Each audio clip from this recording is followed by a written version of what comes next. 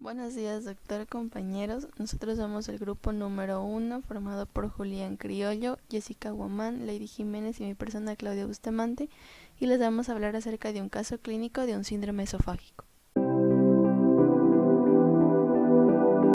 En primer lugar tenemos los datos de filiación. La edad de nuestro paciente es de 46 años, sexo masculino, estado civil casado, instrucción superior, ocupación es ingeniero civil, nacionalidad ecuatoriana, lugar y fecha de nacimiento es Loja, el 30 de noviembre de 1974, su residencia actual Loja, su residencia ocasional la ciudad de Zamora, religión católica, raza mestiza, la información la obtenemos del paciente, lateralidad diestro, grupo sanguíneo O positivo y la fecha de realización es el 29 de julio de 2020. En cuanto a los antecedentes personales, tenemos los antecedentes fisiológicos. Nacimiento por parto autóxico, peso al nacer 3.700 gramos, talla al nacer 49 centímetros, edad en que comienza a caminar 12 meses, edad en que comienza a hablar 12 meses, lactancia hasta los 2 años complementaria, edad de la dentición 6 meses y el esquema de vacunación está completo. En cuanto a los antecedentes patológicos, no refiere a enfermedades de la infancia. En enfermedades médicas tenemos hipertensión arterial tratado con enalapril de 20 miligramos una vez al día. No posee antecedentes alérgicos y en antecedentes quirúrgicos y traumáticos tenemos una fractura de cúbito y radio a los 14 años. En cuanto a los hábitos personales tenemos los no patológicos. Alimentación 3 veces al día a base de carnes rojas y embutidos, diuresis 3 veces al día, catarsis una vez al día y sueño de 6 horas de difícil conciliación y no reparador. Los hábitos patológicos tenemos alcohol, un promedio de 10 cervezas cada fin de semana desde los 25 años de edad, tabaco media cajetilla por semana desde los 20 años, drogas no refiere, y en automedicación refiere a haberse automedicado con antiácidos, específicamente magaldrato, durante los últimos 3 días. Antecedentes familiares. Su madre ha sido diagnosticada con ERGE desde hace 8 años y su padre tiene hipotiroidismo tratado con levotiroxina de 100 miligramos al día. Contexto familiar. Paciente vive en una zona urbana, casa propia, el material del cual está hecho es ladrillo, cohabitada con 2 personas que son su esposa e hija. Cuenta con acceso a los servicios básicos, agua potable, electricidad, teléfono, internet, alcantarillado, recolección de basura, con presencia de mascotas que son 2 perros y un gato intradomiciliarios. Dentro del motivo de consulta tenemos pirosis, dolor abdominal y disfagia. Enfermedad actual. Paciente masculino con antecedentes patológicos personales de importancia de hipertensión arterial, tratado con enalapril 20 miligramos una vez al día, acude a consulta y sin causa aparente por presentar pirosis de 3 años de evolución, diurna y nocturna, con regurgitación frecuente y dificultad para conciliar el sueño. Se acompaña desde hace un mes de dolor en epigastrio de intensidad moderada, de carácter urente sin irradiación. Concomitantemente presenta disfagia para sólidos y líquidos. Es la primera vez que acude a consulta médica por presentar estos síntomas y refiere haber tomado magaldrato 2 cucharadas al día por los últimos 3 días con aparente mejora de los mismos. Examen físico. Signos vitales. La presión arterial está en 124/80 milímetros de mercurio, la frecuencia cardíaca 94 latidos por minuto, la frecuencia respiratoria 24 respiraciones por minuto, temperatura de 37 grados centígrados, peso de 90 kilogramos, talla de 1,70 metros, IMC de 31,14 y la saturación de oxígeno está en 95%. Examen físico general. Estado de conciencia. El paciente se muestra alerta y cooperador con una escala de Glasgow de 15/15, con una orientación temporoespacial normal, con una facies de tipo dolorosa, con un estado nutricional de obesidad grado 1, con un hábito constitucional de tipo brevilíneo, con un llenado capilar normal y con la piel, faneras y tejido celular subcutáneo conservadas de acuerdo a la edad y sexo. Sin embargo, el tejido celular subcutáneo, en cuanto a su espesor, se encuentra aumentado. Examen físico regional. Cabeza.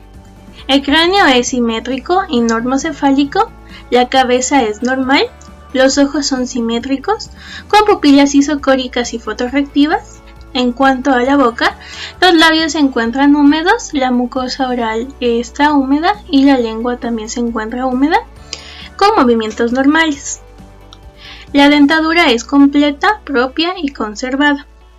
En cuanto a la nariz, las fosas nasales se encuentran permeables y el tabique nasal es de ubicación normal. Orejas. Los pabellones auriculares son de implantación normal y en cuanto a los oídos, el conducto auditivo externo se encuentra permeable. El cuello, este es simétrico y móvil. Tórax. Aparato respiratorio. Inspección. Tórax estático. Este es simétrico, de características normales. Tórax dinámico. Frecuencia respiratoria de 24 respiraciones por minuto. Respiración costo abdominal. Ritmo y amplitud respiratoria normal. Palpación. Este se encuentra con una temperatura normal. Elasticidad, sensibilidad y expansibilidad normal, con vibraciones vocales normales. Percusión. Esta es normal. Auscultación. Esta es normal. Aparato cardiovascular. La inspección es normal, la palpación es normal y la auscultación. Ruidos cardíacos R1 y R2 de tono, ritmo e intensidad normal y sincrónicos con el pulso radial. Abdomen. Inspección. Este es simétrico, de coloración y pilificación normal, con el ombligo en forma de embudo y abdomen de tipo globoso. Palpación. En cuanto a la palpación superficial, el abdomen tiene una temperatura normal con reflejos cutáneo-mucosos presentes. En cuanto a la palpación profunda, este es doloroso en epigastrio. En cuanto a la percusión, esta es normal y la auscultación, los ruidos hidroaéreos son normales. En cuanto a la región lumbar, la columna vertebral se encuentra normal, los genitales se encuentran normales y las extremidades son simétricas, de fuerza y tono muscular conservados y con una presencia de cicatriz en antebrazo izquierdo por cirugía.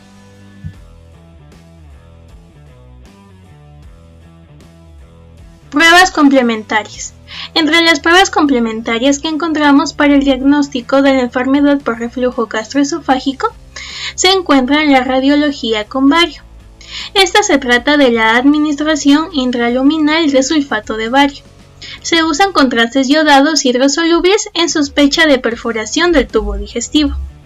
En los pacientes con reflujo gastroesofágico se busca el paso espontáneo del bario desde el estómago al esófago. Endoscopía. La endoscopía no debe usarse de forma rutinaria como prueba de escrutinio para enfermedad por reflujo gastroesofágico debido a su pobre sensibilidad diagnóstica. La endoscopía es útil para la detección de las complicaciones de la enfermedad por reflujo gastroesofágico como esofagitis, estenosis, esófago de Barrett y adenocarcinoma.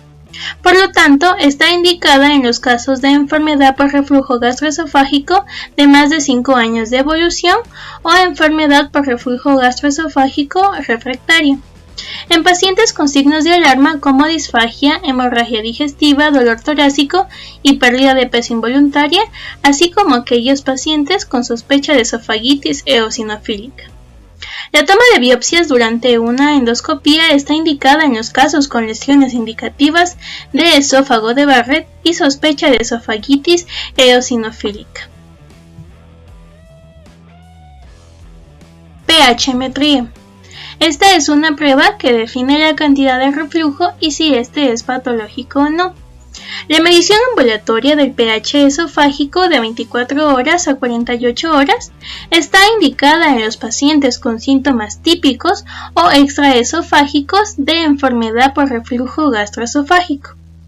Se debe tener cuidado de suspender los medicamentos bloqueadores de ácido al menos 7 días antes del estudio.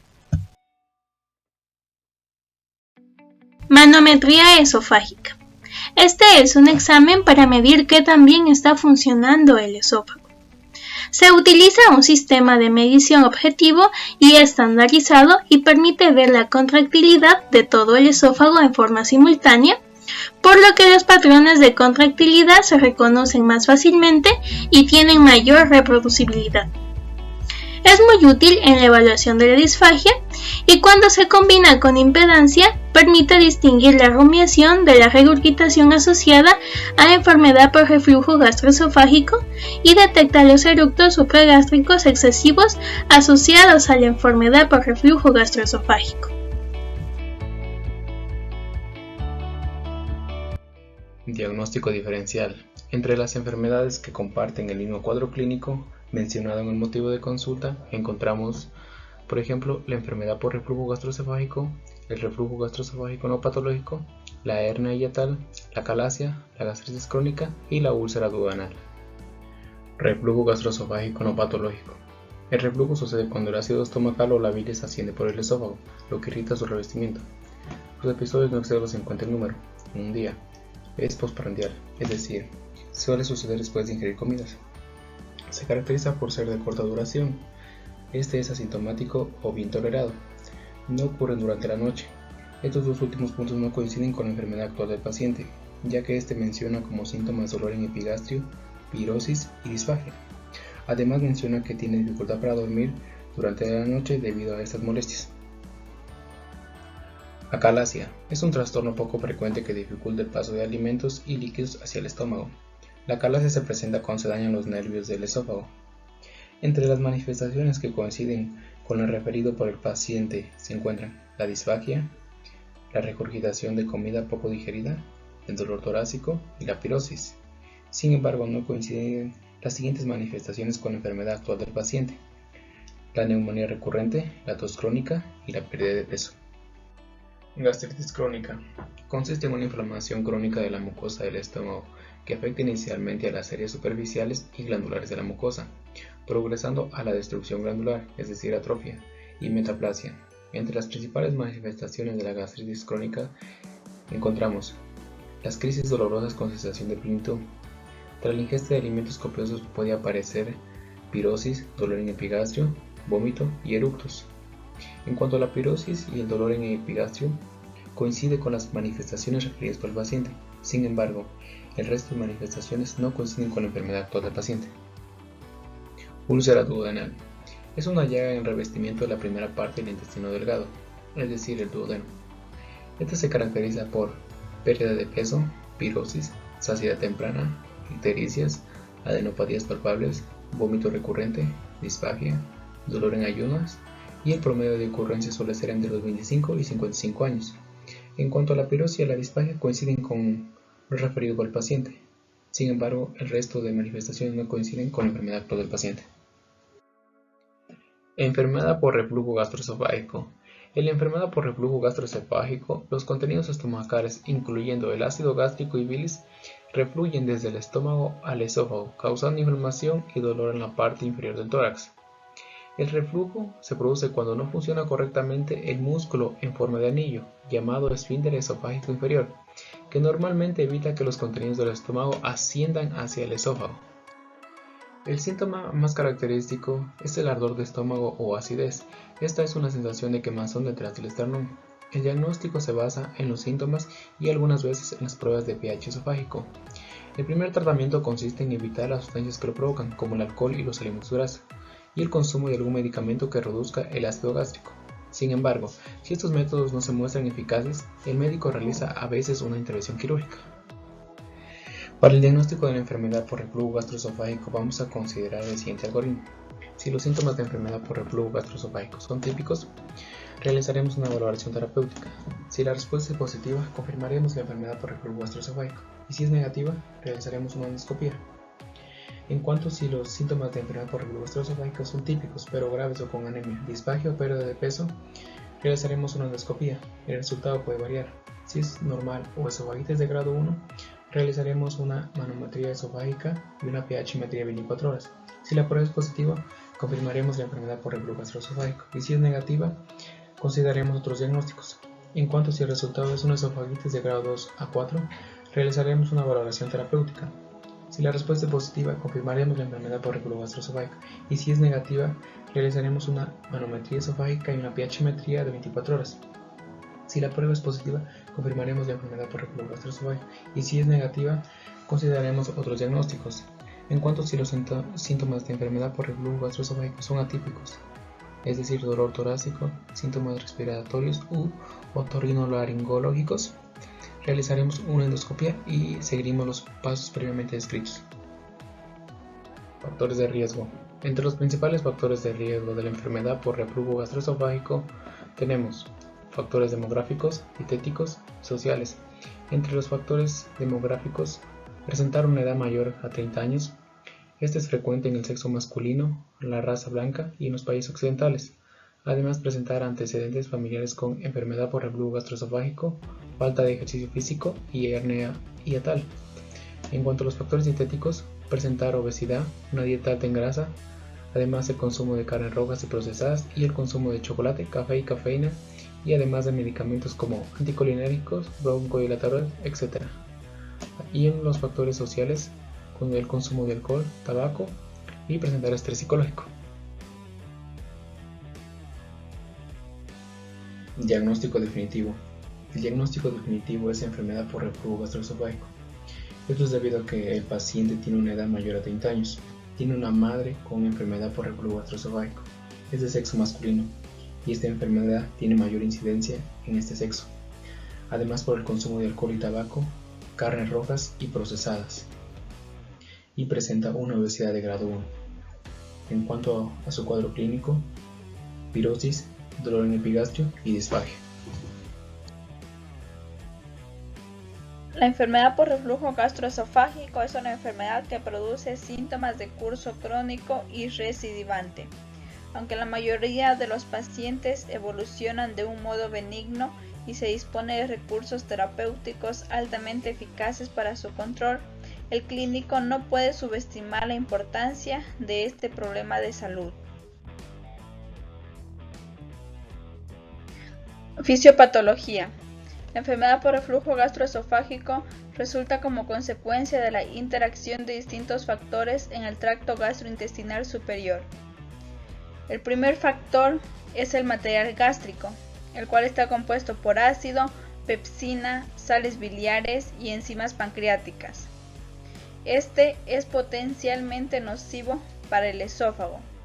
El segundo factor es la barrera antirreflujo en la unión gastroesofágica, que tiene como fin evitar el ascenso del contenido gástrico hacia el esófago.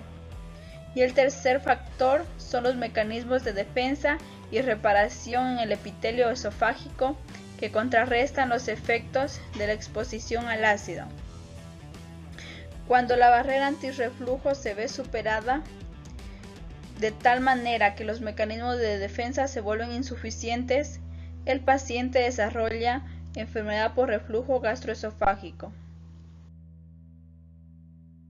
Para que se lleve a cabo el episodio de reflujo se deben cumplir dos condiciones. La primera es que el contenido gástrico esté preparado para refluir, lo que ocurre en aquellas situaciones en las que aumenta el volumen del contenido gástrico, como es después de las comidas, en una obstrucción pilórica y en estados hipersecretores. Asimismo, el contenido gástrico debe estar preparado en situaciones en las que aumenta la presión dentro del estómago, como en casos de obesidad, de embarazo y de utilizar prendas de vestir apretadas.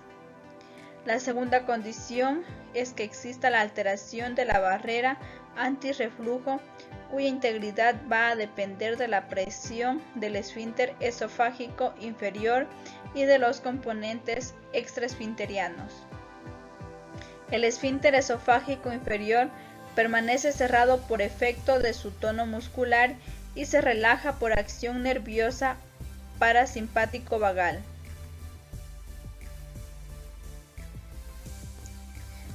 Tratamiento. El tratamiento va a estar dividido en 4 etapas. En la primera etapa van a haber modificaciones en el estilo de vida y antiácidos. En la segunda etapa va a haber el uso de antagonistas de receptores H2. En la tercera etapa va a haber el uso de inhibidores de la bomba de protones. Y en la cuarta etapa se va a recurrir a la cirugía antirreflujo como la fundoplicatura de 360 grados de tipo Nissen. Modificación del estilo de vida. Dentro de las dietéticas tenemos evitar el chocolate, jugos cítricos, tomate, menta, café y cebolla. Evitar comidas copiosas y abundantes, para lo cual se va a comer pequeñas porciones con ingestas más frecuentes. Se debe esperar por lo menos 3 horas antes de acostarse. En la posición se debe elevar la cabecera de la cama 8 pulgadas, dormir de cúbito lateral izquierdo y evitar el supino 2 horas postprandial. Entre otras modificaciones del estilo de vida está la pérdida de peso en personas con sobrepeso y obesidad, disminuir el alcohol, dejar de fumar, evitar beta-2 agonistas y anticolinérgicos. Antiácidos. Tenemos el hidróxido de aluminio, trisilicato de magnesio, sales de magnesio, carbonato cálcico, bicarbonato sódico, bicarbonato potásico y las sales de bismuto. Los antiácidos que poseen alginato de sodio se van a emplear 10 mililitros 3 veces al día. Estos crean además una especie de balsa que evite el reflujo. Los antiácidos deben ser ingeridos después de cada comida y antes de recostarse al dormir. Uso de antagonistas de receptores H2. Aquí se va a utilizar agentes de primera línea en los pacientes con síntomas leves y moderados. Dentro de estos está la ranitidina, la famotidina, la cimetidina y la nisatidina. También va a haber el uso de inhibidores de la bomba de protones. Estos son agentes farmacológicos más poderosos disponibles para el tratamiento de la enfermedad por reflujo gastroesofágico. Estos deben ser utilizados únicamente cuando la condición ha sido documentada objetivamente. Los inhibidores de la bomba de protones son superiores a los antagonistas de los receptores H2 en la mejora de los síntomas a 4 semanas. Dentro de estos se encuentran disponibles el omeprazol, el rabeprazol, el esomeprazol, el lansoprazol y el pantoprazol. Tratamiento quirúrgico. La intervención quirúrgica más común y utilizada tanto en niños como en adultos es la fundoplicatura de Nissen de 360 grados. ¿En qué consiste? Para esta cirugía, un cirujano hace la fundoplicatura con un laparoscopio, el cual es un tubo delgado con una cámara de video diminuta. Durante la operación, el cirujano cose la parte superior del estómago alrededor del esófago para agregar presión al extremo inferior del esófago y reducir el reflujo. El cirujano hace la operación en un hospital. El paciente recibe anestesia general y podrá salir del hospital en 1 a 3 días. La mayoría de las personas regresan a sus actividades diarias habituales en 2 a 3 semanas. Indicaciones para fundoplicación. Esta se va a utilizar en pacientes con síntomas que no son completamente controlados con terapia con inhibidores de bomba de protones. En pacientes con enfermedad de reflujo gastroesofágica con deseo de tratamiento quirúrgico definitivo. En presencia de esófago de Barrett. en presencia de manifestaciones extraesofágicas de la enfermedad del reflujo gastroesofágico. Dentro de estas manifestaciones están las respiratorias, como la tos y la aspiración, las manifestaciones ORL, como son la disfonía, la odinofagia y la otitis media. También están las manifestaciones dentales, como es la erosión del esmalte dental. Se va a utilizar en pacientes jóvenes, en pacientes con pobre apego a tratamiento médico, en mujeres posmenopáusicas con osteoporosis y en pacientes con defectos en la conducción cardíaca.